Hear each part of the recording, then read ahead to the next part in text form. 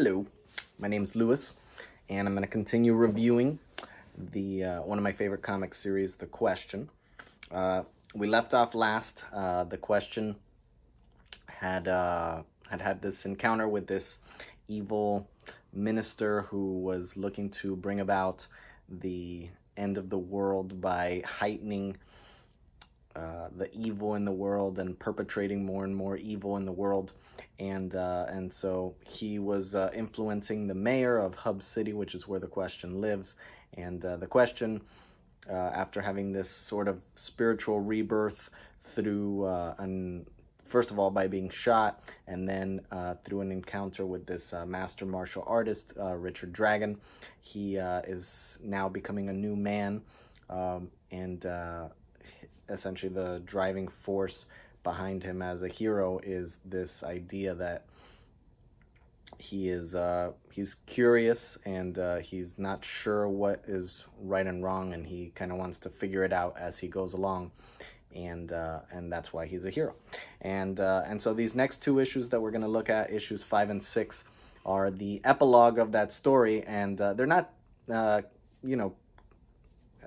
directly considered an epilogue from within the comics themselves, but I'm considering them an epilogue because of the themes that they cover, and they kind of close up a few of the threads from the first 4 issues. All right, so we're going to start with issue number 5, and issue number 5 is it's a really cool issue. It has a bunch of different smaller stories that are all intertwining with each other, and the themes kind of connect with each other. And this is, part and parcel with this series. I love this issue. It's excellent. So let's get started. So it starts off with a flashback to the founder of the city getting stabbed in the back, and that kind of sets the tone for the story. The founder of the city is killed by his own men. He's betrayed by his own men. And then they go ahead and blame the Native Americans, the Indians, as they call them, for the murder. So the city is essentially founded on a corrupt act, and that's going to lead us then into the present, where there's this old lady named Maud, who's a somewhat cranky lady, and she's about to get mugged by some punks, some gangsters, whatever you want to call them, and the Question comes up. And one of my favorite things actually about the Question is that even though the Question's typical suit is the suit and tie with the fedora hat, because of the nature of his look, he can actually wear whatever clothing he wants, and then with the gas that comes out of his belt buckle, he switches into it basically changes the colors of whatever clothing he's wearing, so he can pretty much be wearing whatever clothing, and he's still the Question. The face mask makes him recognizable as the Question no matter what he's wearing, which is a really cool element to the Question's look. So from here, the Question saves Maud, the old lady, and the old lady is not thankful at all because she's a cranky old lady, and she basically just goes and sits down on a park bench, and she waits for the bus. Now, in the last story, I actually neglected to mention a very important element, which is that the mayor's mansion catches fire while the Question is fighting with the mayor's or with the minister's goons, and the mayor's mansion burns down. This leaves the city without governance for a little while, and so now the city is descending into chaos, and the Question is doing everything that he can to tame the chaos, but he's only one man, and so it's very difficult. And so he gets into the car with Aristotle with Aristotle Roeder, and Aristotle starts trying to get the Question to go home and rest because he's been awake for 36 hours and he's been fighting crime for 36 hours, so he's obviously exhausted.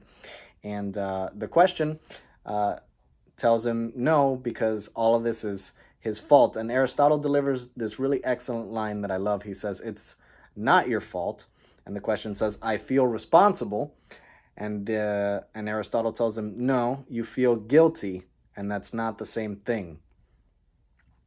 And that's something to consider, because I think that there's a distinction between those two things, right? We can feel guilt for something that we're not responsible for, and that guilt is actually not useful to us because all it does is eat us away, and instead of helping us to address the situation in an appropriate manner. So we're trying to do a quick fix solution to tame our own guilt, tame our emotions, when what we should be doing is actually working towards an appropriate solution to the problem that isn't just about alleviating our guilt. Guilt, to me, is not very useful. If you're actually taking responsibility for something, then you actually have a higher aim in a sense. And what I mean by that is if you see a problem, right, and you feel guilty about it, again, the solution that you're going to come up with is whatever solution gets rid of the problem, or at least gets rid of your guilt right away. Versus if you're looking at a problem and it's a very complicated problem, you don't want to settle for quick fixes. You want to settle for whatever fix is going to solve the problem in the long run. And so you take a much wider view of the problem when you assume responsibility for the problem. And so there's a distinction there between guilt, that feeling of guilt, and actually having a sense of responsibility. And that's why Roeder's going to call, Aristotle Ta is going to call him out on it, or Aristotle Roeder's going to call him out on it, because the question is, he's really just dwelling in his own guilt. And honestly, dwelling in your own guilt a lot of times is a big ego trip for you. You're not actually fixing anything. You're just essentially like playing out how important you are in your own mind by feeling guilty. And ultimately, that's not helpful to anybody, even to you. So anyways, so we continue from there, and we're taken to a press conference by the mayor.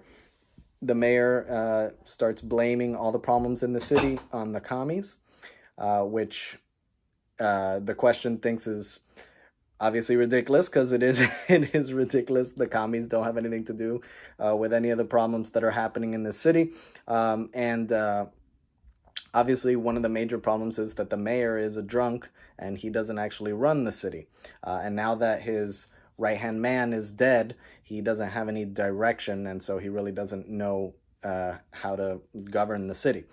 So anyways, the question shuts off the radio that he was listening to the press conference on. He's upset, and he and Aristotle keep talking a little bit, and they end up driving into a mob. There's a riot going on. People are breaking into stores and things like that, stealing things, and Aristotle actually asks the question, "You're not thinking about going out in that?" And the question very wisely says, "No, I would stand no chance in that. If I go out into that, there's no chance that I would make any difference." And so this is the question kind of wisening up, which is something that happens throughout the issue. Towards the end of the issue, he has an epiphany in regards to the fact that to how it is that he can best contribute to the situation. So as they're exiting the riot, they end up passing by a cop in the middle of the street. And now this cop, he becomes a really interesting character later on. For right now, and his role in this issue is also very interesting, because he, in a sense, plays a parallel role to what the question is experiencing. And so the cop, his name is Izzy O'Toole. He is, so initially, he was an innocent cop. He went into the force with good reasons. He wanted to be a cop so that he could protect people and help people.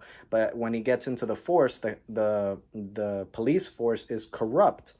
And the corruption essentially corrupts him, or at least he gives in to the corruption. And one of the questions that, we can ask is whether or not he's responsible for the fact that the corruption swallowed him up. Does he have a responsibility to remain uncorrupt in the face of corruption, even if the corruption is overwhelming? And that's a question that we have to ask ourselves as well. Are we going to blame the fact that we have become corrupt on the fact that the society around us is corrupt? if we want to acknowledge or say that the society around us is corrupt, which obviously that's for different people to debate whether or not our society is corrupt. But should that be an excuse for our corruption? And and that's a question that I'll leave with you all. And so the cop, the question and Aristotle, they drive by him, and the question sees him, and he recognizes him as a man who's now corrupt, and so he tells Aristotle to let him out of the car so that he can follow the cop around and see if the cop is gonna do anything shady. Now from there we go to another scene where there's well, first we're taken back to Maud, who's sitting at a park bench waiting for the buses, except that the buses are not coming because of the fact that the government has essentially shut down, and so they're not getting paychecks, so they're not gonna drive buses. And on top of that, there's mass chaos in the city, and so they don't want to be driving around, and they essentially expect nobody to need a bus during all of this chaos anyways. But Maud is still sitting there on her park bench very stubbornly waiting for this bus. And simultaneously at her office where she's supposed to be working, there's a man who's a boss and one of his underlings who's a woman, and they're both trapped there because of the fact that the buses are shut down, and also because of all the chaos going around on the street, and so they don't want to go down into that chaos and get hurt. And so the boss ends up telling the woman that she can sleep in his office. Now this is you know, a one-off story here that Denny O'Neil crafts. These characters never come back, but these characters also serve the function of paralleling Myra's experience, who she's going to come back into the she's going to come into the comic in just a minute. But anyway, so what happens is the boss lets the woman sleep in his office, and so she, you know, strips down into, she has kind of like a, I don't want to call it a nightgown, but she, you know, she basically like strips down into her underclothes, and she's laying on his couch. He's out of the office at this point, but he ends up seeing her strip her clothes off, and he gets aroused, and he comes into the office, and he kind of tries to force himself on her and get her to sleep with him, and she declines the offer, and essentially like gets really aggressive and scratches him in the face to protect herself. And at that point he comes to his senses and gets off of her, and then he confesses to her that his wife and he have not slept together for a long time. She shows him no affection, and he just feels empty inside. And the woman basically tells him that she doesn't care. You know, she says, "I feel sorry for you, but that doesn't justify what you did. And I can't, you know, I can't forgive you for what you've tried to do here." And so he ends up leaving the room and going up to the rooftop of the building. And from there, we're taken to Myra's apartment. And like I said, his story actually parallels Myra's story, because Myra starts thinking about the fact that she killed Jeremiah Hatch. And she starts playing the scenario out in her head, and she starts trying to justify herself that she killed a man by stabbing him from behind when he's unarmed, and the question has already you know, essentially neutralized the situation. She starts trying to justify it to herself, but she can't, because she recognizes that, you know, this man was not a danger anymore. The question had already stopped him from posing any kind of threat to her, and so she has to ask herself the question, so why did I do it? And the answer is obvious. It's because she wanted revenge for the fact that he was trying to kill her daughter. And so it was a purely emotional decision that she made. And again, she tries to justify it to herself that this man deserved to die, but then she comes to the conclusion that she's no different than him because she killed a man in a position where he wasn't able to defend himself. And like I said, and so that like I said, this parallels the story of the man who tries to sleep with his underling. He has, in his mind, justifications for what he's trying to do, and Myra also is trying to justify in her mind what she's trying to do, or what she did. But she can't. She can't come to the conclusion that what she did was right, and so that puts us in a kind of moral scenario here where we have to ask ourselves the question: Are there things that we do that are so wrong that we can't ever forgive ourselves for them? Because that's essentially what Myra starts wrestling with. Can she forgive herself? And like I said, then the parallel story continues, wherein the man who tries to sleep with his underling decides to jump off the building that he's standing on top of, and this is because he can't bring himself to forgive himself for what he's done. He realizes that what he did, or at least in his mind, what he did was completely unforgivable until he's halfway down, and by then it's too late. Denny actually writes, as he's about to hit the floor, he's changed his mind. So he changed his mind about whether or not what he did was unforgivable, but by then it was too late. And so that's kind of the point with Myra as well. Even if she has done something wrong, is she going to be willing to forgive herself too late? And I think that the point that Denny's making by paralleling Myra's experience with the man's experience is that what the man did is very clearly wrong, and even if he has justifications for it, it's still a very clearly wrong act.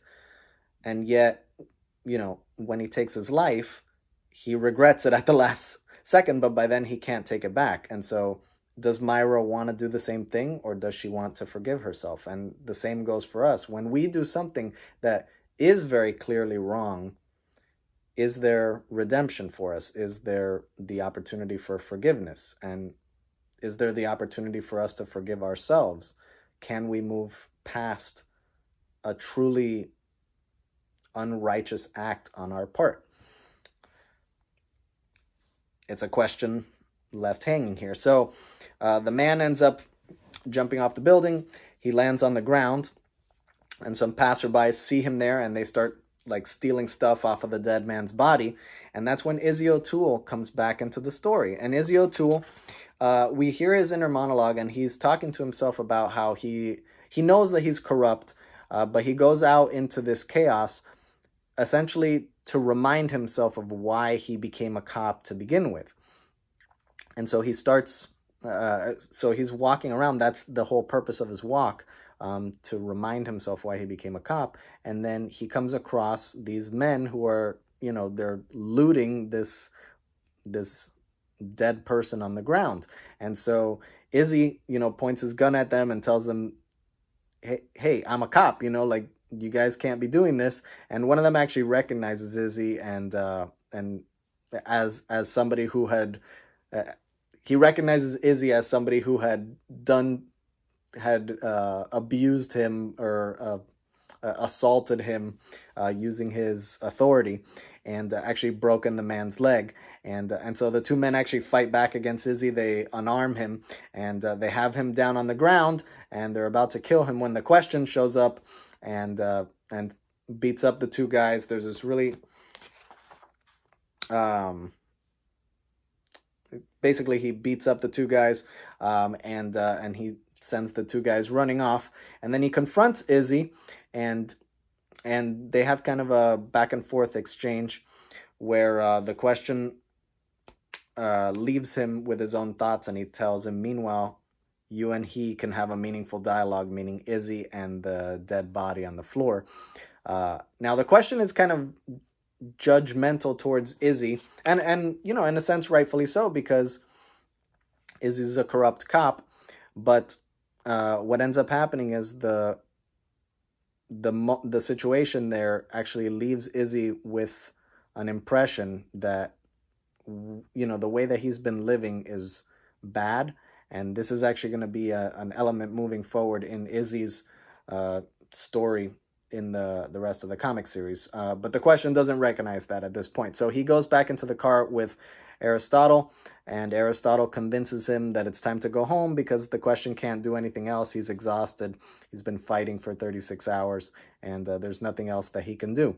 And so it's in the midst of that the question finally recognizes that he was, you know, that guilt that he was feeling before, it was really just an ego trip, and it was not useful to him at all. And what he needs to do is actually bring Vic Sage back to life along with the question. So prior to this, he had, you know, he was questioning whether or not to become Vic Sage again. Now he decides that he wants to bring Vic Sage back along with the question. Why? Because of the fact that Vic Sage was a reporter, and a reporter has a very important role in society, which is to tell the truth. And I really love this one line where he says,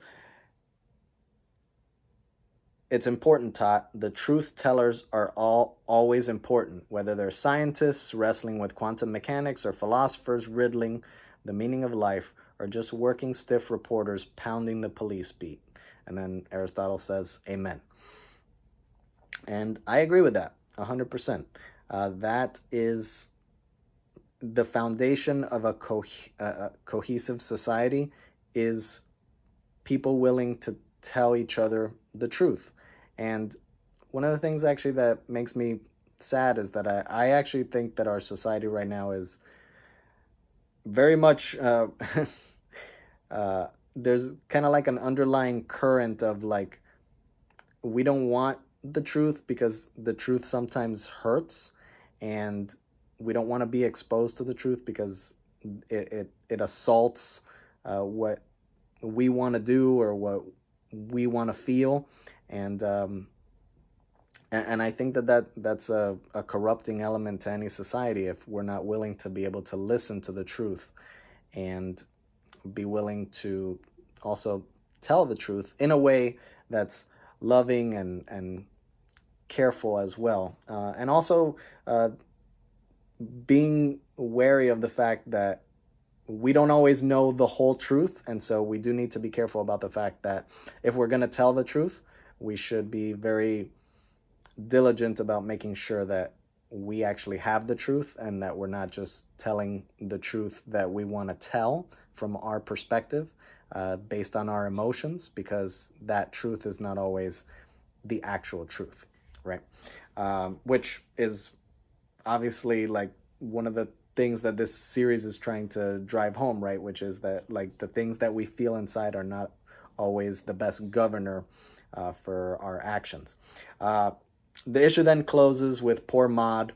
She's been waiting for that bus all night, and a blizzard sweeps in, and she keeps sitting there on that bench, and essentially she freezes to death. And I'm not actually sure if there was any thematic reason that Denny had that happened, or if that was really just a poignant end to the story. But regardless, let's move on to issue 6, and we'll kind of breeze through issue number 6. But essentially what happens is that terrorist family that we read about in issue 3, with the father that is, you know, he's just a generally corrupt figure. He has that son that he's constantly berating and treating badly. That son decides that because his father's always making fun of his, you know, delicate face, his pretty face, that he's going to pour acid on his own face and burn his face and make himself all disfigured so that he can look manly, right? And so at the same time, Aristotle ends up telling Vic about acid rain that's going on in in the city, and the cause is this corporation that had a long time ago had smokestacks, and the smokestacks released, carbon dioxide into the air, and that caused the acid rain. And so Vic Sage starts investigating that corporation in regards to any misdeeds in the persona of Vic Sage. And so Vic Sage is now back. He's a reporter, and he's conducting an investigation. But while he's conducting this investigation, he ends up finding that the father from that terrorist family, he's beating up the owner of the factory. And so the question goes in to rescue him. And there's this awesome fight scene that Dennis Cowan just kills it here. I love this moment here. So that's the father. He tries to choke the question from the back. The question breaks his thumbs and then kicks him in the head. And the question, it's this very realistic martial arts fight that the question has here. I love it. I love it. And what ends up happening at the end of the fight is actually the man that the question was trying to rescue stabs the question in the back, and the question has to limp out. And so what we end up finding out is that the man that owns the factory, he was actually in a deal with the father from the terrorist family to deliver guns to South America, except that when the box showed up in South America, all that was inside the box was farm equipment. But now the two, having just been assaulted by the question and one saving the other's life, kind of come back into terms. And what ends up happening is that the owner of the factory explains, it wasn't me that decided to do that. It was actually my dad, the old owner of the factory. And what you should do is kill him. So the son of the terrorist ends up overhearing this, and he decides to actually prove himself to his father by going and killing the old man. And so he goes out to the old man's house with his face bandaged up. And when he gets there, he ends up telling the old man, "Hey, I'm here to kill you." The old man is actually like, "Oh, thank God," and it's revealed that he actually recognizes the fact that his pollution has damaged the environment, and all of the flowers and things like that he tried to grow. The acid rain keeps damaging them and stuff like that, and so he's actually repentant of the fact that he's done this. Meanwhile, the father from the family is going out also to kill the son, or I'm sorry, to kill the father of the factory owner. And the question is also on the way out to essentially stop everything that's happening. And there's this running theme throughout the story that the question is insatiably curious, and that kind of comes to a head at the end, because when he gets there, there's already gunfire going on, because the father of the terrorist family is starting to shoot into the house. And so the question and Aristotle hear that, and the question tells Aristotle, "Go get the police." And Aristotle says, "Why don't you come with me?" And the question tells him, he stops and he thinks for a second, and then he says, "No, I've got to know what happened." And again, that's kind of the running theme throughout the whole series, is that the question is insatiably curious. He always needs to know what's going on. And so he gets down to the house, and so in the process of all of this going on, the son of the terrorist family is talking with the father of the factory owner, and he ends up finding out that the father of the factory owner hates his son because of the fact that his son is corrupt, and so the son of the terrorist feels this kinship with the father of the factory owner because of the fact that his father hates him, and his father is the one that's corrupt, and kind of inside, he's probably thinks that he's a more delicate and good-natured person, and so he ends up again forming this bond with the older man, and he ends up trying to save the older man from the older man's son, and they both think that the older man's or that the factory owner, the older man's son, is the one that's shooting at them. And so as the person that is shooting at them comes closer, the son of the terrorist fires at the door, but it turns out that it's his own father. And so the the boy kind of apologizes because he's like, "Oh no, I screwed up again, but Dad, let me show you this." And so he takes off all his bandages, and the issue closes with this beautiful picture of the boy's face. And so it's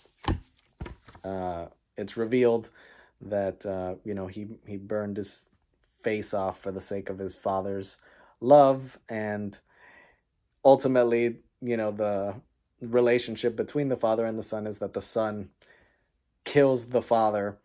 And so the father, that terrorist father, gets a karmic,